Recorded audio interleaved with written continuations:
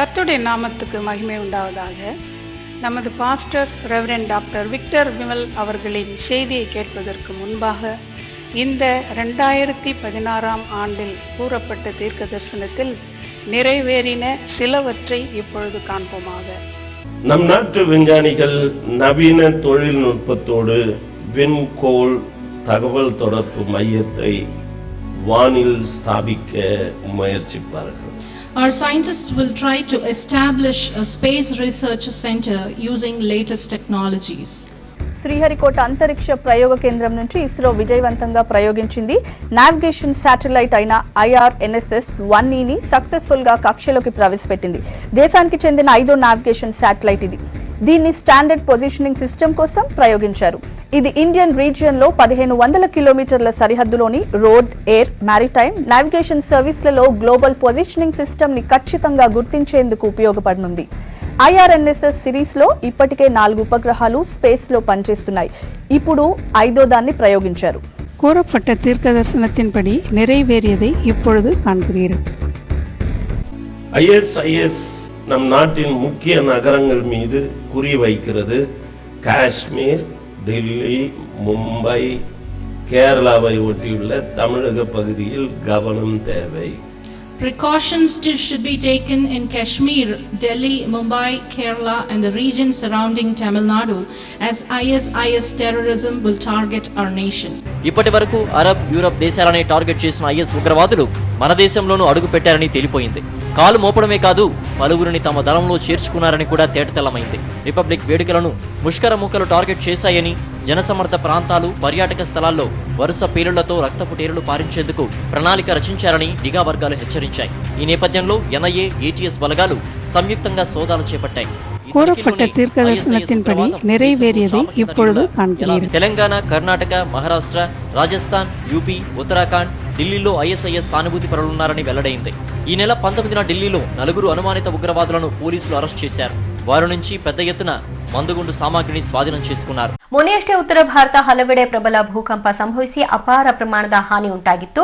ಅದೇ ಹಿಮಾಲಯ ದುರಂತ. ಸದ್ಯದಲ್ಲೇ ಹಿಮಾಲಯ ಭೂಪ್ರದೇಶದಲ್ಲಿ ಭಾರಿ ಭೂಕಂಪವಾಗುವ ಸಂಭವವಿದೆ ಅಂತ ಮುನ್ಸೂಚನೆ ನೀಡಿದೆ. ವಿಪತ್ತು ಮಂಡಳಿಯ ಪ್ರಕಾರ ಭೂಗರ್ಭದಲ್ಲಿ ಈಗಾಗಲೇ ಭೂಮಿ ನಡುಗುತ್ತಿದ್ದು, ಭೂಕಂಪವಾದ್ರೆ ಅದೇ ತೀವ್ರತೆ 8.2 ಇರುತ್ತೆ ಅಂತ ಅವರು ವರದಿಯಲ್ಲಿ ನೀಡಿದ್ದಾರೆ. ಭಾರತದಲ್ಲಿ 5 ಲಕ್ಷ ಕಿಲೋಮೀಟರ್ನಷ್ಟು ಹಿಮಾಲಯ ಭೂಪ್ರದೇಶ ಹೊಂದಿದೆ. ಜಮ್ಮು ಕಾಶ್ಮೀರ, ಹಿಮಾಚಲ ಪ್ರದೇಶ, ಉತ್ತರಾಖಂಡ, ಸಿಕ್ಕಿಂ, ಅರುಣಾಚಲ ಪ್ರದೇಶ ಮತ್ತು ಅಸ್ಸಾಂ, ಮೇಘಾಲಯ, ನಾಗಾಲ್ಯಾಂಡ್, ತ್ರಿಪುರಾ, ಮಣಿಪುರ ರಾಜ್ಯಗಳು ಹಿಮಾಲಯದ ತಪ್ಪಲಿನಲ್ಲಿ ಬರುತ್ತೆ.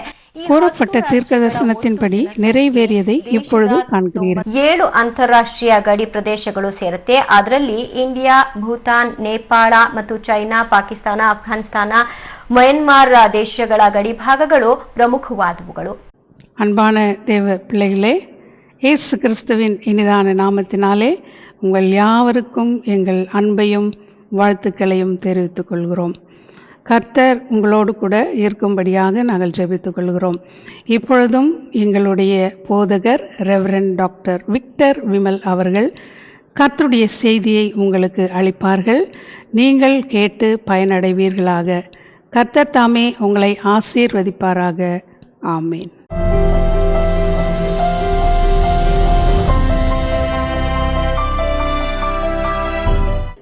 கர்த்தருடைய பரிசுத்த நாமத்திற்கு மகிமை உண்டாவதாக. நீங்கள் என்னை காண, நான் உங்களோடு பேச ஒரு வாய்ப்பை தந்த தேவனை நன்றியோடு ஸ்தோத்திரிக்கிறேன். இப்பொழுதும் இந்த நாளினுடைய செய்திக்கு ஆதாரமாக யாக்கோபு 4வது அதிகாரம் 14ஆம் வசனம், நாளைக்கு நடப்பது உங்களுக்கு தெரியாது என்று. நாளைக்கு நடப்பது உங்களுக்கு தெரியாது. மனிதனுடைய வாழ்வை பற்றினதான காரியம் அங்கு குறிப்பிடப்படுகிறது. உங்கள் ஜீவன் எப்படிப்பட்டது? கொஞ்ச காலம் தோன்றி பின்பு தோன்றாமல் போகிற புகையை போல இருக்கிறது என்று வேதம் சொல்லுகிறது. இந்த செய்திக்கு தலைப்பாக நாளை என்பது இல்லை என்கின்ற தலைப்பை உங்கள் மத்தியில் வைக்கிறேன்.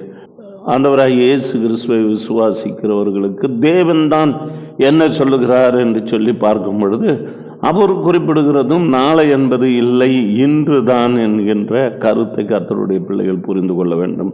உங்களுடைய வாழ்க்கையில் ஏற்படுகின்ற போராட்டம், பிரச்சனைகள், உபத்திரவங்களுக்கு என்ன காரியமாக இருந்தாலும் ஆண்டவரிடத்தில் ஒரு ரெமெடியை தேடும் பொழுது என்று நாளை என்பதில்லை, இன்றே உங்களுக்கு அந்த காரியத்தை தேவன் செய்வார். இன்றே ரட்சணிய நாள், இன்றே அனுகிரக காலம். இந்த காலம் உங்களுக்கு பிரயோஜனமாக இருக்க வேண்டும். உபாகமம் 32 அதிகாரம் 46 வசனத்தை வாசித்து பார்க்கும் பொழுது, அவர்களை நோக்கி, இந்த நியாயப்பிரமாண வார்த்தைகளின்படியெல்லாம் உங்கள் பிள்ளைகள் செய்யும்படி கவனமாக இருக்க நீங்கள் அவர்களுக்கு கற்பிக்கும்படி நான் இன்று உங்களுக்கு சாட்சியாய் ஒப்புவிக்கிற வார்த்தைகளை எல்லாம் உங்கள் மனதிலே வையுங்கள் என்று. இன்று நான் உங்களுக்கு ஒப்புவிக்கிற சாட்சியாய் சொல்லப்படுகிற வார்த்தைகள் என்று. எனவே எனக்கு அருமையான கர்த்தருடைய பிள்ளைகளை, நம்முடைய வாழ்க்கையில் இன்று ஆண்டவர் என்னென்ன சொல்லுகிறாரோ, அந்தந்த தினத்தில் தேவன் என்ன சொல்லுகிறாரோ அதை மனதில் வைத்து ஜெபிக்கும் பொழுது கர்த்தர் பெரிய காரியங்களை செயல்படுத்தக்கூடியவராக இருக்கிறார். அதனால் வேதாகமம் சொல்லுகிற கருத்துக்களை உங்கள் மத்தியிலே வைக்க விருப்பப்படுகிறேன். 1 ராஜாக்கள் 8 அதிகாரம் 28 வசனம் சொல்லுகிறதை கவனிப்போம்.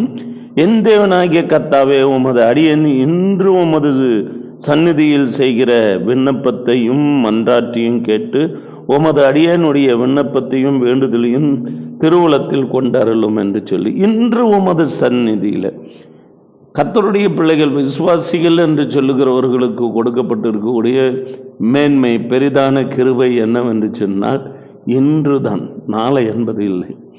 இன்று நீ கேள், இன்றே தேவன் உனக்கு எல்லாவற்றையும் செயல்படுத்தக்கூடியவராயிருக்கிறார். எனவே முதலாவது ஜபம் செய்கிற ஒரு அனுபவம் கர்த்தருடைய பிள்ளைகளிடத்தில் காணப்பட வேண்டும். அடுத்தபடியாக உபாகமம் 26 அதிகாரம் 17 வசனத்தை நீங்கள் வாசித்து பார்ப்பீர்களானால், கர்த்தர் எனக்கு தேவனாய் இருப்பார் என்றும் நான் அவர் வழிகளில் நடந்து அவர் கட்டளைகளையும் அவர் கற்பனைகளையும் அவர் நியாயங்களையும் கை கொண்டு அவர் சத்தத்துக்கு கீழ்ப்படிவேன் என்று நீ இன்று அவருக்கு வாக்கு கொடுத்தாய் என்று வேதம் சொல்லுகிறது. இன்று நீ அவருக்கு வாக்கு கொடுத்திருக்கிறாய். எனவே எனக்கு அருமையான கர்த்தருடைய பிள்ளைய, ஒவ்வொரு நாளும் புதிய கிருபைகளை அளிக்கக்கூடிய தேவன். நீங்கள் எழுந்த தேவ சமூகத்தில் இந்த வார்த்தைகளை நீங்கள் சொல்லுங்கள். அவர் சத்தத்துக்கு கீழ்ப்படிவேன் என்று நீ இன்று அவருக்கு வாக்கு கொடுத்தாய் என்று வேதம் சொல்லுகிறது. அப்படி கொடுக்கும் பொழுது கர்த்தர் என்ன செய்கிறார்? நான் உண்டு பண்ணின எல்லா ஜாதிகளிலும் புகழ்ச்சியிலும் கீர்த்தியிலும் மகிமையிலும் உன்னை சிறந்திருக்கும்படி செய்வேன் என்றும் நீங்கள் என் சொந்த ஜனமாயிருப்பீர்கள் என்று அதுக்கு அடுத்து வருகிற வசனங்களை நாம் கவனிக்க முடிகிறது. எனவே எனக்கு அருமையான கர்த்தருடைய பிள்ளையே, நீங்கள் இன்றைய தினத்திலே இப்படி சொல்லுகிறீர்கள், நான் கீழ்ப்படிவேன் என்று சொல்லி. ஆனால் வருங்காலங்களிலே நம்முடைய போக்குகள், செயல்பாடுகள் எல்லாமே சற்று வித்தியாசமாய் போகிறபடியினாலே நமக்கு கிடைக்கக்கூடிய ஆசீர்வாதம் தள்ளி போய் கொண்டு இருக்கிறது. இன்று மனதில் வையுங்கள், இன்று நான் வாக்கு கொடுத்திருக்கிறேன் என்று சொல்லி. அதுக்கு பிறகு ஜெபம் செய்த நீங்கள், வாக்குறுதி கொடுத்த நீங்கள், அடுத்தபடியாக கவனிக்க வேண்டிய காரியம், உங்களுக்கு தேவன் என்ன செய்கிறாராம்? ரட்சிப்பை கொடுக்கிறதாக இங்கு யாத்ராகமம் 14 அதிகாரம் 13 வசனம் மிக தெளிவாக சொல்லுகிறது.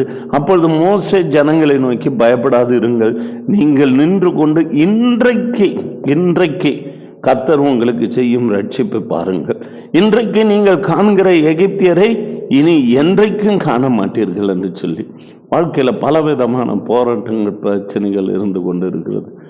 தேவனிடத்தில் ஒரு காரியம் உண்டு, கேட்கிறவர்களுக்கு அன்றே அந்த நேரத்திலேயே, அந்த நொடி பொழுதிலேயே, நிமிஷத்திலேயே பதில் கொடுக்கிறார். ஆனால் அதை அறிந்து கொள்ளத்தக்கதான காதுகள் நம்மிடத்தில் இல்லை, அறிந்து கொள்ளத்தக்கதான தரிசனம் பெற்ற கண்கள் நம்மிடத்தில் இல்லை, அதை கேட்கிற காதுகள் நம்மிடத்தில் இல்லை என்று தான் நான் சொல்ல வேண்டும். எனவே கர்த்தர் கேட்கும் பொழுதே பதில் சொல்லி விடுகிறார். நாளை என்கின்றது அவரிடத்தில் இல்லை, இன்று தான் அவர் ரட்சிப்பை கொடுக்கக்கூடியவராய் இருக்கிறார். எனவே ஆசீர்வாதத்தை அளிக்கும்படிக்காகவும் தேவன் தீர்மானம் பண்ணினபடியினாலே யாத்ராகமம் 32 அதிகாரம் 29 வசனத்தை நீங்கள் வாசித்து பார்க்கும் பொழுது, கர்த்தர் இன்றைக்கு உங்களுக்கு ஆசீர்வாதம் அளிக்கும்படி உங்களை பிரதிஷ்டை பண்ணுங்கள் என்று மோசே சொல்லியிருந்தான் என்று கடைசி வரி சொல்லப்படுகிறது. கர்த்தர் ஆசீர்வதிப்பதற்கு சித்தம் கொண்டிருக்கிறார். இஸ்ரவேலை ஆசீர்வதிப்பது தேவனுக்கு பிரியமாம். எனவே கர்த்தருடைய பிள்ளைகளே, நீங்கள் ஆண்டவருடைய சமூகத்தில் பிரதிஷ்டை செய்யுங்கள். அதாவது ஒப்பு கொடுங்கள், ஜெபியுங்கள், வாக்கு கொடுங்கள். ஆண்டவர் ரட்சிப்பை கொடுப்பார். உடனடியாக நீங்கள் பிரதிஷ்டை செய்ய பிரயாசப்படுங்கள். அது வேறொரு நாளை போஸ்ட்போன் பண்ண வேண்டாம் என்று அல்ல, நாளைக்கு பார்ப்போம் என்று சொல்ல வேண்டாம். இன்றுதான், இன்று நம்முடைய வாழ்க்கை நிலை கொண்டிருக்கிறது. நாளை என்பது என்ன நடக்கும் என்கின்றது நமக்கு தெரியாத ஒரு சூழ்நிலை இருக்கிறபடினாலே கர்த்தருடைய பிள்ளைகளை இன்றுதான் என்று சொல்லி உரிமை பாராட்டுங்கள். இந்த நாளுக்குரிய ஆசீர்வாதத்தை எடுக்க பிரயாசப்படுங்கள், அல்லது அதை பெற்றுக்கொள்ளுகிறதற்கு பிரயாசப்படுங்கள். அடுத்த கட்டமாக நாம் செய்ய வேண்டிய ஒரு காரியம் என்னவென்று சொன்னால், இந்த ஆசீர்வாதத்தை பற்றி சொல்லும்போது ஆகாய் 2வது அதிகாரம் 19வது வசனத்தை வாசித்து பார்க்கும் பொழுது சில வேளைகளில் கஷ்டங்கள், வேதனைகள், பஞ்சங்கள், அதற்கேற்ற ஆசீர்வாத நன்மைகள் வர பெறுகிறதற்கான அடையாளமே கூட இல்லாமல் இருக்கலாம். ஆனால் வேதம் சொல்லுகிறது, களஞ்சியத்தில் இன்னும் விதை தானியம் உண்டோ? திராட்சை செடியும் அத்திமரமும் மாதுளை செடியும் ஒலிவ மரமும் கனி கொடுக்கவில்லையே, நான் இன்று முதல் உங்களை ஆசீர்வதிப்பேன் என்று கர்த்தர் சொல்லுகிறார். எனவே எனக்கு அருமையான கர்த்தருடைய பிள்ளையை, சாரிபாத்து விதவையை போஷித்த கர்த்தர், எலியாவை கேரி தாற்றங்கரையில் அமரும்படிக்காக செய்த தேவன், கீழ்ப்படிந்து நடக்கும் பொழுது அதின் நேரத்தில் அதின் காலத்தில் நேர்த்தியாய் செயல்படுத்துகிற தேவன், இன்றைய தினத்தை குறித்ததான காரியத்தில் தேவன் உனக்கு எல்லாவற்றையும் செய்யக்கூடியவராயிருக்கிறார். நாளைய குறித்து கவலைப்படாத, நாளைய தினம் உன்னை குறித்து கவலைப்படும்.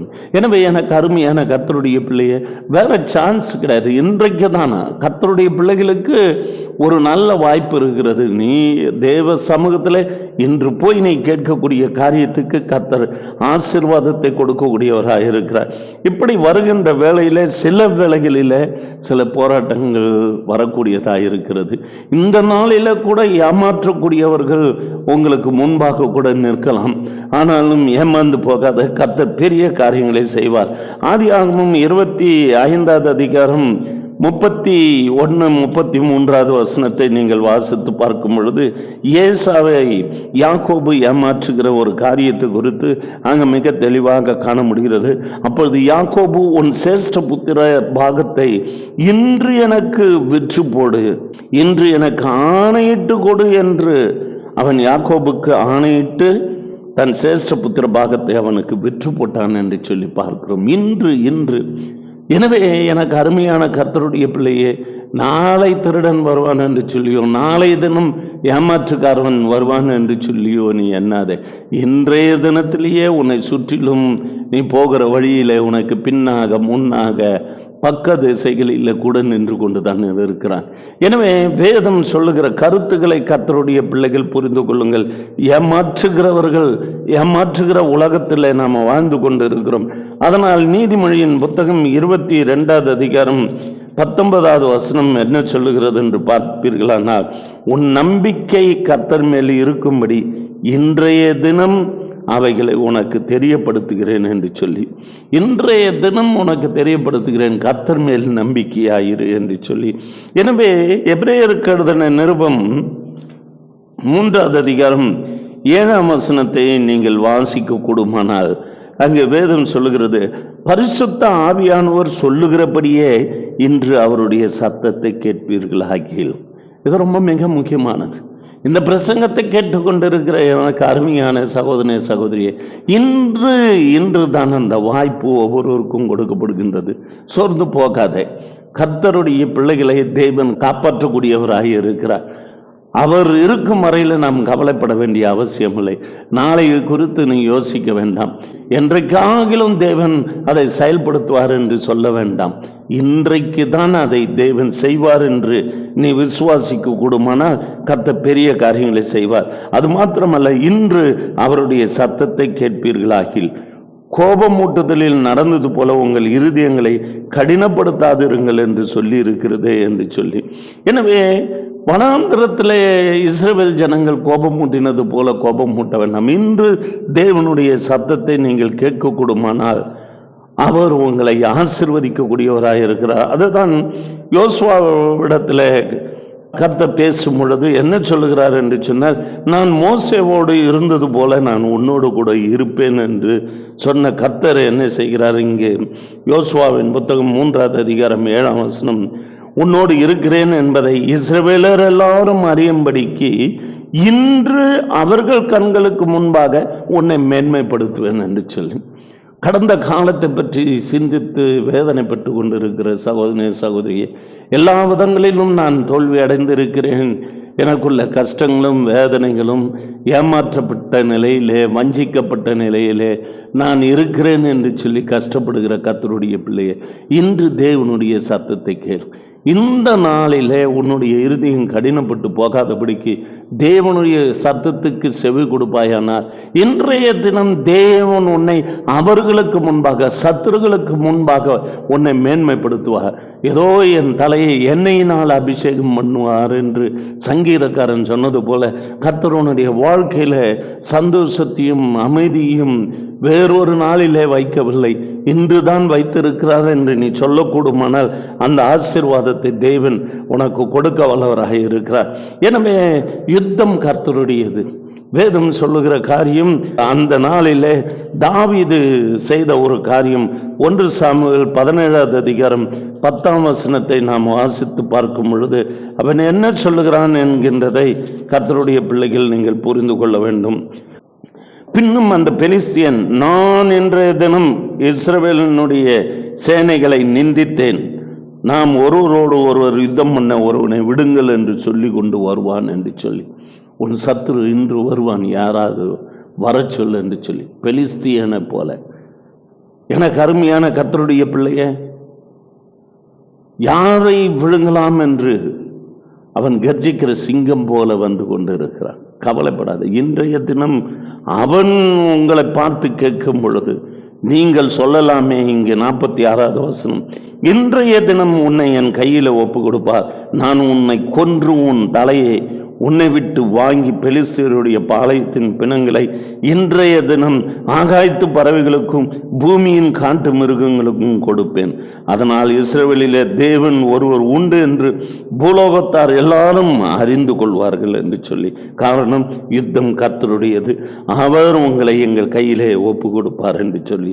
இன்றைய தினம் தான், இன்றைய தினம் அனுப்பு என்று அந்த பெலிஸ்தியன் கேட்டார். இன்றைய தினம் உன்னோடு கூட யுத்தம் பண்ணுகிறதற்கு புறப்பட்டு வருகிற உன் சத்துருவை குறித்து கவலைப்படாத. சத்துரு வெள்ளம் போல் வரும் பொழுது ஆவியானவர் கொடியேற்றுவார் என்று சொல்லி ஏசாயா 59:19ஆவது வசனம் சொல்லுகிறது. கர்த்தர் உன்னை என் கையிலே ஒப்பு கொடுப்பார். யுத்தம் கர்த்தருடையது, அது இன்றே என்கின்றதை கர்த்தருடைய பிள்ளைகள் புரிந்து கொண்டு ஜெயத்தை பெறக்கூடியவர்களாயிருங்கள். அவர் அதிசயத்தை செய்யக்கூடிய தேவனாய் இருக்கிறார். லூக்கா 5ஆவது அதிகாரம் 26ஆம் வசனத்தை வாசித்து பார்க்கும் பொழுது, திமிர்வாதக்காரன் சுகம் அடைந்ததை பார்த்த அந்த மக்கள் அதிசயமான காரியங்களை இன்று கண்டோம் என்று சொன்னார்கள். எனவே எனக்கு அருமையான கர்த்தருடைய பிள்ளையை, உனக்கு முன்பாக அதிசயத்தை செய்ய வல்லவராகிய தேவன், அது நாளைய தினத்தில் அல்ல, இன்றைய தினத்திலே. ஆம், இன்று நாங்கள் சாப்பிட்டு சாகலாம் என்று இருக்கிறோம் என்று சொன்ன சாரிபாத் விதவியை கூட கர்த்தர் அன்றைய தினத்திலிருந்து ஆசீர்வதித்தார். அந்த அப்பம் தண்ணீர் ஆகாரம் குறைவில்லாதபடிக்கு பிசைகிற அந்த மாவும் எண்ணெயும் குறைந்து போகவில்லை, கலசத்தில் எண்ணெயும் குறைந்து போகவில்லை, பஞ்சக்காலம் தீரும் மட்டும் அவ்விதமாக இருந்தது. எனவே இந்த நாளிலே அந்த நேரத்திலேயே தான் தேவன் செயல்படுத்த வல்லமையுடையவராக இருக்கிறார். ஒருவேளை கர்த்தருடைய ஊழியத்தை செய்கிற கர்த்தருடைய பிள்ளைகளாக இருப்பீர்களானால், நீ போய் இன்றைக்கு என் திராட்சை தோட்டத்தில் வேலை செய்ய என்று சொல்லுகிற எஜமானை போல நம்முடைய ஆண்டவர் சொல்லி கொண்டிருக்கிறார். இன்றைய தினத்துக்கு நீ போ. மத்தேயு 21:28ஆவது வசனத்தை வாசித்து பார்க்கும் பொழுது, அது மாத்திரமல்ல, இங்க ஒரு அருமையான காரியத்தை குறித்து பார்க்கிறோம். அந்த கல்லனை பார்த்து கர்த்தர் சொல்லுகிறது, லூக்கா 23:43ஆவது வசனம், இன்றைக்கு நீ பரதேசில் இருப்பாய் என்று அவர் ஆணித்தரமாக சொல்லும் பொழுது அதனுடைய ஆசீர்வாதத்தை அவன் பெற்றதுக்கு காரணம் என்னவென்று சொல்லி பார்த்தால் அவன் பேசுகிற பேச்சுகள் மிக தெளிவாக இருக்கும். மற்றொருவன் அவனை நோக்கி இந்த ஆக்கினைக்கு உட்பட்டவனாயிருந்தும் தேவனுக்கு பயப்படுகிறது இல்லையோ, நாமோ நியாயப்படி தண்டிக்கப்படுகிறோம், நாம் நடப்பித்தவைகளுக்கு தக்க பலனை அடைகிறோம், எவரோ தகாதது ஒன்றையும் நடப்பிக்கவில்லையே என்று அவனை கடிந்து கொண்டார். பக்கத்தில் இருக்கக்கூடிய அந்த கள்ளன் என்ன சொல்லுகிறான் என்று சொன்னால், நீ கிறிஸ்துவானால் உன்னையும் எங்களையும் ரட்சித்துக்கொள் என்று அவரை இகழ்ந்தான் என்று சொல்லி பார்க்கிறோம்.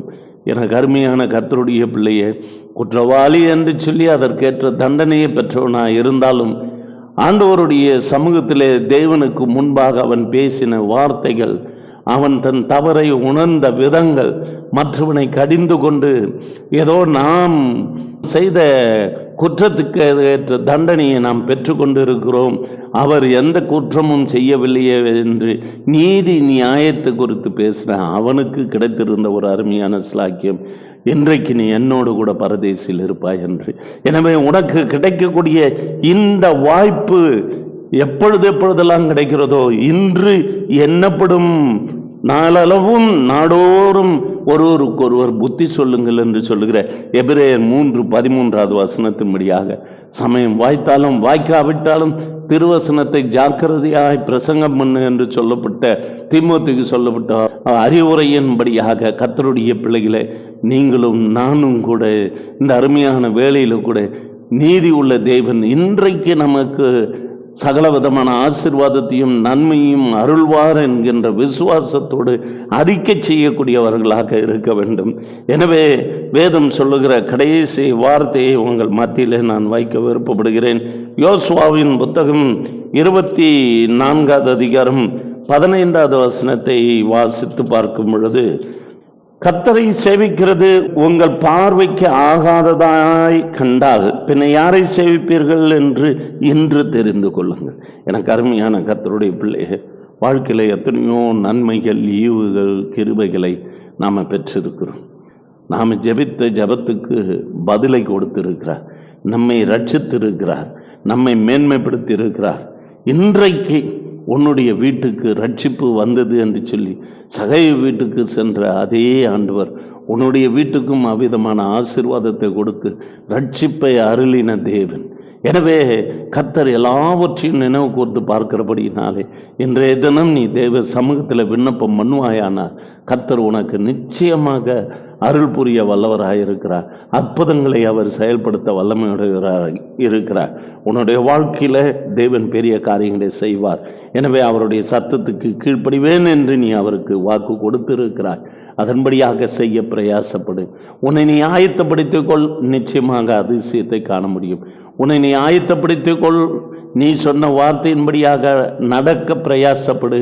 கர்த்தர் உனக்காக வழக்காடுவார், உன்னை மேன்மைப்படுத்த சித்தம் கொண்டு இருக்கிறார். அது மாத்திரமல்ல, அதுபடிக்கு சத்துருக்கள் வந்தாலும் சரி, உன்னை ஏமாற்றுகிற வஞ்சகர்கள் வந்தாலும் கூட சரி, அன்றைய தினத்திலேயே கர்த்தர் உனக்காக வழக்காடி உன்னை மேன்மைப்படுத்தக்கூடியவராக இருக்கிறார். அவர் யுத்தம் பண்ணுவார், உனக்கு ஜெயத்தை அவர் கட்டளையிடுவார். அது வேறு ஒரு நாள் கிடையாது, இதே நாள்தான், இன்றைய நாள்தான். அவருடைய வார்த்தையை இன்று நீ கேட்பாய், ஆனால் நிச்சயமாய் அதிசயத்தை காண்பாய். நாம் கண்களை மூடி ஜெபம் பண்ணும். அற்புதத்தின் தேவனே, அதிசயத்தின் தேவனே, உம நன்றியோட சோதிக்கும். நாளை என்பது இல்லை ஆண்டவரே. இன்று போய் நாளை வா என்று சொல்லுகிறதற்கு என் ஆண்டவர் பலியாகவில்லை, ரத்தம் சிந்தவில்லை. எனக்காக இந்த நாளிலே எனக்கு ஆசீர்வாதத்தை கொடுக்கிறதற்காக மரித்து உயிர்த்த இந்த தேவன், அவர் எப்பொழுதுமே அவரிடத்தில் வருகிறவர்களை புறம்பே தள்ளுகிறதில்லை என்பதை அறிந்திருக்கிறோம். அவர் இன்றே ஆசீர்வதிக்கக்கூடியவராய் இருக்கிறார். எனவே நாங்கள் உம்முடைய சமூகத்திலே இந்த வேளையிலே ஜெபிக்கக்கூடிய ஜெபத்துக்கு நீர் பதில் தரும்படிக்காக ஜெபிக்கும். எத்தனையோ மக்கள் ஏமாற்றப்படுகிறார்கள். கூட இருந்து கொண்டே நல்லபடி பேசி கையொப்பம் இடச் சொல்லி சொத்தையும் மற்றதையும் மற்ற பொருட்களையும் அபகரிக்கக்கூடியவர்களாயும், ஏதோ பணத்தை கொடுத்து உதவி செய்துவிட்டு பிற்பாடு அவர்களை கோர்ட்டு வளாகத்துக்கு கொண்டு போய் நிறுத்தக்கூடிய மக்களையும் நான் பார்த்து கொண்டிருக்கிறேன். என்ன வந்தாலும் சரி, இப்பொழுது என் ஆண்டவர் உனக்காக வழக்காடக்கூடியவராய் இருக்கிறார். நீ சும்மா இரு. இன்று உனக்கு உண்டாகுகின்ற ரட்சிப்பை பார். அருமையான சகோதரனே சகோதரியே, பொய்யான வழக்குகளை எல்லாவற்றையும் நீ சந்தித்து கொண்டிருக்கிறாய். ஆனாலும் கூட உனக்காக வழக்காடுகிற தேவன் ஒருவர் உண்டு. அவர் நாளை பார்த்து கொள்வார் என்று நான் சொல்ல விருப்பப்படவில்லை.